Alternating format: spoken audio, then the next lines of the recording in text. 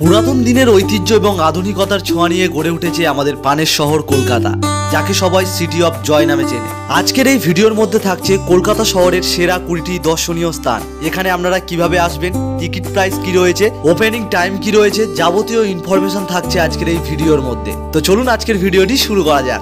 Number 1-এ যে জায়গাটি রয়েছে সেটি হলো প্রিন্সেপ ঘাট। হুগলি নদীর তীরে বিদ্যাসাগর ব্রিজের ঠিক নিচে অবস্থিত এই জায়গাটি। শিয়ালদা থেকে এই প্রিন্সেপ ঘাটে আসতে হলে আপনারা শিয়ালদা থেকে বাস পেয়ে যাবেন, সেই বাসে করে বাবুঘাট নামলে ওখান থেকে হেঁটে পৌঁছে যেতে পারবেন এই প্রিন্সেপ ঘাটে। আবারও কিন্তু আপনারা শিয়ালদা, দমদম, মাঝেরহাট থেকে চক্করেলে করে এই প্রিন্সেপ ঘাট স্টেশনে পৌঁছে যেতে পারেন। আর যদি হাওড়া থেকে আসেন তাহলে কিন্তু বাস বা ভ্যাসেলের সাহায্যে আপনারা বাবুঘাটে চলে আসবেন, তারপর ওখান থেকে পায়ে হেঁটে কিন্তু আপনারা প্রিন্সেপ ঘাটে পৌঁছে যেতে পারবেন। এই প্রিন্সেপ ঘাটে কিন্তু কোনো এন্ট্রি ফি নেই, আপনারা বিনামূল্যে এখানে প্রবেশ করতে পারবেন। এখানকার টাইমিংটা হলো সকাল 7টা থেকে রাত্রির 11টা পর্যন্ত, এবং আপনারা চাইলে এখানে বোটিংও করতে পারবেন 400 টাকা রিজার্ভ করে, 30 মিনিটের সফর।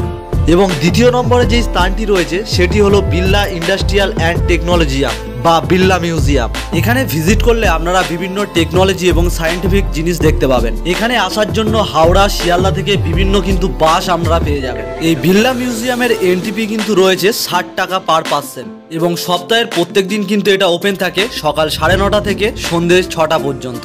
এই বিড়লা মিউজিয়ামে এছাড়াও কিন্তু আরো 3টে শো হয়ে থাকে, তার জন্য কিন্তু আপনাদেরকে আলাদা করে টিকিট করাতে হবে।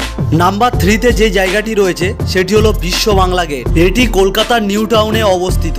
এখানে আসতে হলে আপনাদের নিউ টাউনের দিকে যেই বাসগুলো আসে বা বিশ্ব বাংলা গেটের দিকে, সেই বাসে করে কিন্তু আপনারা এখানে পৌঁছে যেতে পারবেন। এখানে প্রবেশ করার এন্ট্রি ফি রয়েছে 100 টাকা পার পার্সন, শুধুমাত্র বিশ্ব বাংলাটা ঘোরার জন্য। আর এখানে খেতে হলে মিনিমাম কিন্তু আপনাদেরকে 500 টাকা বিল করতে হবে পার পার্সন, তারপর কিন্তু এখানে আপনারা খেতে পারবেন। এখানকার টিকিট কিন্তু আপনারা অনলাইনে বা এখানে এসেও আপনারা কাটতে পারবেন। এই বিশ্ব বাংলা গেট কিন্তু সোমবার বাদে প্রত্যেক দিনই খোলা থাকে দুপুর 12টা থেকে বিকেল 4টে, তারপর কিন্তু বন্ধ হয়ে যায়। আবার ওপেন হয় সন্ধ্যে 7টা থেকে রাত্রি 10টা পর্যন্ত। এটা এখানে খাবার টাইম। এবং যারা কিন্তু এখানে ঘুরতে আসবেন তাদের কিন্তু আলাদা টাইম থাকে বিকেল 5টা থেকে সন্ধ্যে 7টার মধ্যে যে কোনো একটা টাইমে। 4 নম্বরে যে জায়গাটি রয়েছে সেটি হলো কলকাতার সবচেয়ে বড় পার্ক, ইকো পার্ক। এখানে এসে কিন্তু আপনারা বিভিন্ন রাইড এবং অ্যাক্টিভিটি করতে পারবেন। তার সঙ্গে রয়েছে 7 ওয়ান্ডার। এই ইকো পার্কে আসার জন্য আপনারা বিধাননগর পার্ক সার্কাস থেকে অনেক বাস পেয়ে যাবেন, সেই বাসে করে কিন্তু আপনারা এখানে পৌঁছে যেতে পারবেন। এখানকার টিকিট প্রাইস রয়েছে 30 টাকা পার পার্সন। সোমবার বাদে কিন্তু প্রত্যেক দিন এই জায়গাটি ওপেন থাকে। এখানকার টাইমিংটা হলো সকাল 11টা থেকে সন্ধ্যে 7:30 পর্যন্ত। 5 নম্বরে যে জায়গাটি রয়েছে সেটি হলো রবীন্দ্র সরোবর লেক বা ঢাকুরিয়ার লেক। এই লেকটি দক্ষিণ কলকাতায় অবস্থিত। চারিদিকে গাছপালা এবং একটি লেক, তার সঙ্গে রয়েছে মা দুর্গা মিউজিয়াম, নজরুল মঞ্চ, আরো অনেক কিছু। এখানে আসার জন্য আপনারা শিয়ালদা থেকে বজবজ বা মাঝেরহাট ট্রেন ধরে আপনারা চলে আসবেন লেক গার্ডেন স্টেশনে, তারপর ওখান দিয়ে পায়ে হেঁটে চলে আসতে পারবেন। এবং আপনারা যদি মেট্রো করে আসেন তাহলে কিন্তু রবীন্দ্র সরোবর মেট্রো স্টেশনে নেমে ওখান থেকে পায়ে হেঁটে পৌঁছে যেতে পারবেন। এখানে প্রবেশ করার জন্য কোনো এন্ট্রি ফি নেই। সপ্তাহে প্রত্যেক দিন এই লেকটি ওপেন থাকে ভোর 5টা থেকে রাত্রির 8টা পর্যন্ত। 6 নম্বরে যেই স্থানটি রয়েছে সেটি হলো নিকো পার্ক। এই পার্কের মধ্যে আপনারা বিভিন্ন রকম অ্যাক্টিভিটি করতে পারবেন। এরই সঙ্গে থাকবে 3D শো এবং বিভিন্ন রকমের রাইডস। এখানে আসার জন্য আপনারা বিধাননগর এবং পার্ক সার্কাস থেকে প্রচুর বাস পেয়ে যাবেন। এবং যদি মেট্রো করে আসেন তাহলে নিয়ার বাই মেট্রো স্টেশন হলো সেক্টর 5। এই পার্কের মধ্যে এন্ট্রি করার জন্য বিভিন্ন রকমের কম্বো প্রাইস রয়েছে। এর টিকিট আপনারা অফলাইন বা অনলাইন দুটোভাবেই কাটতে পারবেন। এর সঙ্গেও রয়েছে ওয়াটার অ্যাক্টিভিটি। এই পার্কটি কিন্তু সপ্তাহের প্রত্যেক দিনই ওপেন থাকে সকাল 10:30 থেকে রাত্রির 8টা পর্যন্ত। 7 নম্বরে যে স্থানটি রয়েছে সেটি হলো সায়েন্স সিটি, যেটি কলকাতার নিউ টাউনে অবস্থিত। এখানে আপনারা বিভিন্ন সায়েন্টিফিক জিনিস, বিভিন্ন রকমের রাইডস এবং আদিম মানুষ থেকে বর্তমান মানুষের রূপান্তরিত শো সবকিছু আপনারা দেখতে পাবেন। এই সায়েন্স সিটিতে আসার জন্য আপনারা বালিগঞ্জ বা পার্ক সার্কাস থেকে বিভিন্ন রকমের বাস পেয়ে যাবেন। এবং আপনারা যদি ভাবেন যে মেট্রো করে আসবেন তাহলে অরেঞ্জ লাইন মেট্রোতে আপনারা বরুণ সেনগুপ্ত মেট্রো স্টেশনে নামলে ওখান থেকে কিন্তু সায়েন্স সিটি পৌঁছে যেতে পারবেন। এখানকার এন্ট্রি ফি 70 টাকা পার পার্সন। এছাড়াও এখানকার অন্যান্য রাইডস বা শো দেখার জন্য আপনাদের কিন্তু আলাদা টিকিট কাটতে হবে। এবং এই সায়েন্স সিটি সপ্তাহের প্রত্যেক দিন ওপেন থাকে সকাল 10টা থেকে সন্ধ্যে 6টা পর্যন্ত। 8 নম্বরে যে স্থানটি রয়েছে সেটি হলো নেতাজি ভবন। কলকাতার এলগিন রোডে নেতাজি সুভাষচন্দ্র বসুর এই বাড়িটি অবস্থিত, যেখানে তিনি ছোট থেকে বড় হয়েছে। দেশের স্বাধীনতার জন্য কত না আলোচনা হয়েছিল এই বাড়িতে একসময়। আর এই দেখছেন সেই গাড়ি, এই গাড়িটিই করে নেতাজি সুভাষচন্দ্র বসু গৃহবন্দী থাকার সময় ছদ্মবেশে দেশ ত্যাগ করেন। এই নেতাজি ভবনে আসার জন্য আপনারা শিয়ালদা হাওড়া থেকে প্রচুর কিন্তু বাস পেয়ে যাবেন। আর যদি মেট্রো করে আসতে চান তাহলে কিন্তু নিয়ার বাই মেট্রো স্টেশন হলো রবীন্দ্র সদন। এখানকার টিকিট প্রাইস 50 টাকা পার পার্সন। সোমবার কিন্তু এই নেতাজি ভবন বন্ধ থাকে, বাদবাকি দিন ওপেন থাকে সকাল 11টা থেকে সন্ধ্যে 6টা পর্যন্ত। নাম্বার 9-এ রয়েছে জোড়াসাঁকো ঠাকুর বাড়ি।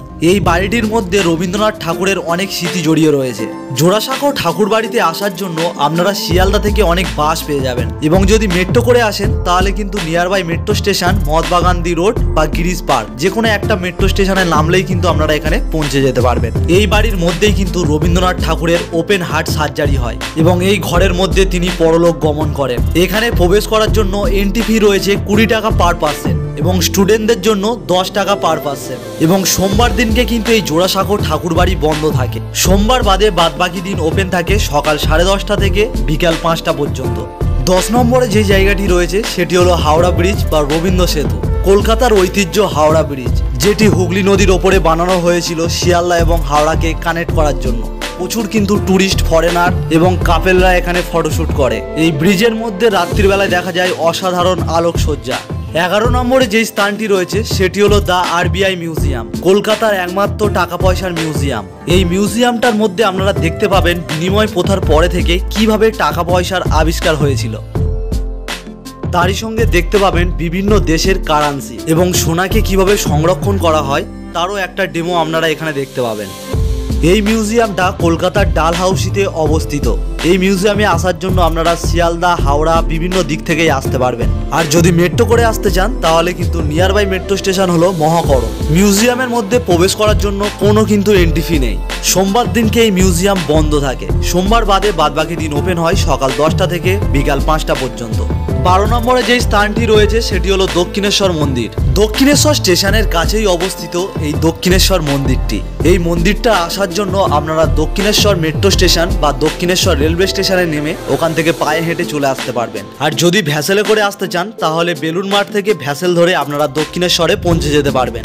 মন্দিরটি কিন্তু সপ্তাহের প্রত্যেক দিনই ওপেন থাকে। মন্দিরটি ওপেন হয় ভোর 5টা থেকে দুপুর 12:30 পর্যন্ত। তারপর কিন্তু মন্দির বন্ধ হয়ে যায়। আবার ওপেন হয় দুপুর 3:30 থেকে সন্ধ্যে 7:30 পর্যন্ত। নাম্বার 13-তে যে জায়গাটি রয়েছে সেটি হলো বেলুড় মঠ। হাওড়ার বেলুড়ে অবস্থিত এই বেলুড় মঠটি রামকৃষ্ণদেবের প্রধান শিষ্য স্বামী বিবেকানন্দ এই বেলুড় মঠটি প্রতিষ্ঠা করে। হাওড়া থেকে খুব সহজেই কিন্তু আপনারা এই বেলুড় মঠে পৌঁছে যেতে পারবেন। এবং যদি দক্ষিণেশ্বরের দিক থেকে আসেন তাহলে দক্ষিণেশ্বর জেটিঘাট থেকে ভ্যাসেলে করে কিন্তু আপনারা এই বেলুড় মঠে পৌঁছে যেতে পারবেন। এই বেলুড় মঠটি কিন্তু সপ্তাহের প্রত্যেক দিনই ওপেন থাকে এবং এখানে কিন্তু আপনারা ভোগ প্রসাদও গ্রহণ করতে পারবেন। তার জন্য সকাল 10:30টার মধ্যে আপনাদেরকে কুপন কেটে নিতে হবে। এই বেলুড় মঠটি ওপেন থাকে সকাল 6:30 থেকে 11:30 পর্যন্ত। তারপর কিন্তু ভোগ প্রসাদের জন্য বন্ধ হয়ে যায়। আবার ওপেন হয় দুপুর 3টে থেকে রাত্রি 8:30 পর্যন্ত। 14 নম্বরে যে স্থানটি রয়েছে সেটি হলো বিড়লা প্ল্যানেটোরিয়াম। এখানে টোটাল 3টে ভাষাতে শো দেখানো হয় মহাকাশ সম্বন্ধে এবং বিভিন্ন তারা, নক্ষত্র, গ্রহ, উপগ্রহ, স্যাটেলাইট। এখানে আসার জন্য আপনারা বালিগঞ্জ, হাওড়া থেকে প্রচুর কিন্তু বাস পেয়ে যাবেন। এবং যদি মেট্রো করে আসতে চান তাহলে কিন্তু নিয়ার বাই মেট্রো স্টেশন হলো ময়দান এবং টিকিট প্রাইস রয়েছে 140 টাকা পার পার্সন। এখানে 3টে ভাষার শো টাইমের সময়সূচি আপনাদের সামনে দিয়ে দিলাম, আপনারা একটু পজ করে দেখে নেবেন। আর এখানকার ওপেনিং টাইমটা হলো প্রত্যেক দিনই ওপেন থাকে দুপুর 12টা থেকে সন্ধ্যে 6টা পর্যন্ত। 15 নম্বরে যে স্থানটি রয়েছে সেটি হলো কালীঘাট। 51তম শক্তিপীঠের মধ্যে একটি শক্তিপীঠ হলো কালীঘাট মন্দির। এই কালীঘাট মন্দিরে আসার জন্য আপনারা বালিগঞ্জ থেকে অনেক বাস পেয়ে যাবেন। আর যদি মেট্রো করে আসতে চান তাহলে কালীঘাট মেট্রো স্টেশন থেকে পায়ে হেঁটে কিন্তু পৌঁছে যেতে পারেন এই কালীঘাট মন্দিরে। কালীঘাট মন্দিরটি সপ্তাহের প্রত্যেক দিনই ওপেন থাকে। মন্দির খোলার সময় ভোর 5টা থেকে দুপুর 2টো পর্যন্ত। তারপর মন্দির বন্ধ হয়ে যায়। আবার ওপেন হয় বিকেল 5টা থেকে রাত্রি 10:30 পর্যন্ত। নাম্বার 16-তে যে জায়গাটি রয়েছে সেটি হলো আলিপুর জু। চিড়িয়াখানা মানে বুঝতেই পাচ্ছেন প্রচুর কিন্তু পশু, পাখি, জন্তু, জানোয়ার আপনারা এখানে দেখতে পাবেন। এই আলিপুর চিড়িয়াখানায় আসার জন্য আপনারা হাওড়া, শিয়ালদা, পার্ক সার্কাস, বালিগঞ্জ থেকে অনেক বাস পেয়ে যাবেন। এখানকার এন্ট্রি ফি হলো 50 টাকা পার পার্সন। বৃহস্পতিবার দিনকে এই আলিপুর চিড়িয়াখানা বন্ধ থাকে। বৃহস্পতিবার বাদে অন্যদিন ওপেন থাকে সকাল 9টা থেকে বিকাল 5টা পর্যন্ত। নাম্বার 17-তে রয়েছে আলিপুর জেল মিউজিয়াম। এই জেলের মধ্যে আমাদের দেশের বীর বিপ্লবী স্বাধীনতা সংগ্রামীদের অনেকের বন্দি রাখা হতো, আবার অনেকের কিন্তু এখানে ফাঁসিও হয়েছে। এখন এই জেলটি মিউজিয়ামে পরিণত হয়েছে। এখানে আসার জন্য আপনারা বালিগঞ্জ থেকে বাসে করে চলে আসতে পারেন হাজরা মোড়ে, আর যদি মেট্রো করে আসেন তাহলে যতীন দাস পার্ক মেট্রো স্টেশনে নেমে ওখান থেকে হাজরা মোড় থেকে অটোতে বা পায়ে হেঁটে আপনারা এই জেল মিউজিয়ামে পৌঁছে যেতে পারবেন। এখানকার টিকিট প্রাইস রয়েছে 30 টাকা পার পার্সন এবং সোমবার করে এই মিউজিয়াম বন্ধ থাকে। সোমবার বাদে এই মিউজিয়ামটি অন্যদিন ওপেন থাকে সকাল 11টা থেকে বিকাল 5:30 পর্যন্ত এবং মিউজিয়াম বন্ধের পর লাইট অ্যান্ড সাউন্ড শো হয়, সেটা দেখার জন্য আপনাদেরকে 100 টাকা পার পার্সন টিকিট কাটতে হবে। নাম্বার 18তে রয়েছে সেন্ট পল চার্চ, কলকাতার সবচেয়ে বড় চার্চ এটি। এখানে আসার জন্য আপনারা হাওড়া থেকে বাসে বা বালিগঞ্জ থেকে বাসে এবং যদি মেট্রো করে আসতে চান তাহলে কিন্তু নিয়ার বাই মেট্রো স্টেশন হলো রবীন্দ্র সদন। এই চার্চটির এন্ট্রি ফি রয়েছে 30 টাকা পার পার্সন। চার্চটি সপ্তাহের প্রত্যেক দিনই ওপেন থাকে সকাল 10টা থেকে সন্ধ্যে 6টা পর্যন্ত। নাম্বার 19-এ রয়েছে ভিক্টোরিয়া মেমোরিয়াল। কলকাতার একটি ঐতিহ্যময় জায়গা হলো এই ভিক্টোরিয়া মেমোরিয়াল। এখানে আসার জন্য হাওড়া, শিয়ালদা, বালিগঞ্জ, পার্ক সার্কাস থেকে প্রচুর কিন্তু বাস পেয়ে যাবেন এবং আপনারা যদি মেট্রো করে আসেন নিয়ার বাই মেট্রো স্টেশন হলো রবীন্দ্র সদন এবং ময়দান। যে কোনো একটা মেট্রো স্টেশনে নেমে আপনারা কিন্তু চলে আসতে পারবেন। এখানকার টিকিট প্রাইস রয়েছে 50 টাকা পার পার্সন। সোমবার দিন এই ভিক্টোরিয়া মেমোরিয়াল পুরোপুরিভাবে বন্ধ থাকে। সোমবার বাদে অন্যদিন ওপেন থাকে সকাল 10টা থেকে সন্ধ্যে 6টা পর্যন্ত।